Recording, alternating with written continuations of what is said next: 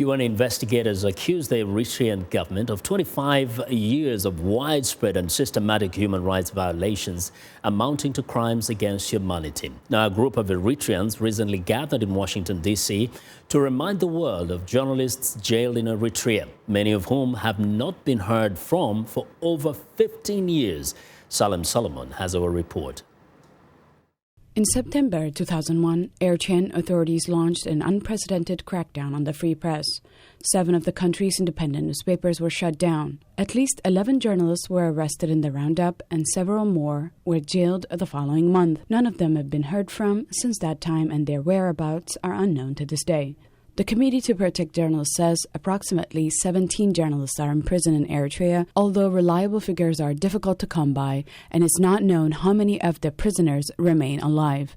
A group of Eritreans gathered recently at an event in Alexandria, Virginia, to share stories about the journalists and advocate for their release. The event, titled Memory for Forgetfulness, was less of a political event and more like a group remembering lost friends. Among the attendees was Robel Asrat, whose brother Emmanuel Asrat was arrested on September 23, 2001, and has been held incommunicado since then. After the 6 months, we were completely in the dark, and those whom we asked weren't able to give us information, and they told us not to look for him anymore. We still hope to see him, and my parents have never stopped praying for his release.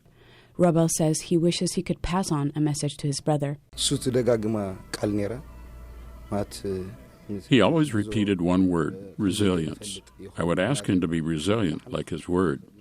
There is no problem that stays the same, and one day the problems that look like mountains will be lifted, and he will see the light he has been prevented from seeing. The 2001 crackdown on journalists in Eritrea came at the end of a war with Ethiopia. On September 18, 2001, 15 high-ranking officials in Eritrea's ruling party published an open letter to President Isaias Afwerki calling for a reform in government and accusing the president of taking actions that were illegal and unconstitutional. The letter, as well as interviews with the dissident members who became known as the G15, were widely published. What followed was a severe constriction of free speech in the country. In a 2003 interview, he told Radio France International, "You cannot say a spy is a journalist. In the middle of the war, we had to check them.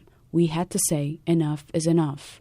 But Youssef Berhe said that newspapers were playing a vital watchdog role in Eritrea.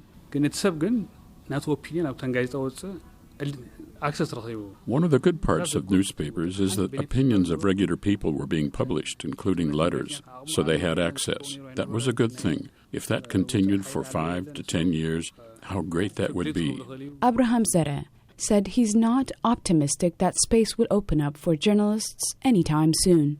I wouldn't guess that there would be free press in Eritrea in the near future, as long as the regime is there and it is not going to allow free press. It is continuing to get worse, and there is not a turning point. I don't expect change or even forgiveness for the ones in jail. We have no hope that they will release those in prison because they are adding crime upon crime. Others hoped that even if the event does not have a political impact, it keeps the memories of the jailed journalists alive. They will be the monuments people will remember. Salem Solomon, Washington, D.C., VOA. Well, we want to know what you think about Africa 54 and the stories we cover. Join the conversation on Facebook. The address is Africa 54, and check out our headlines 24/7 on voaafrica.com. Find me on Twitter at VOA Vince McCory.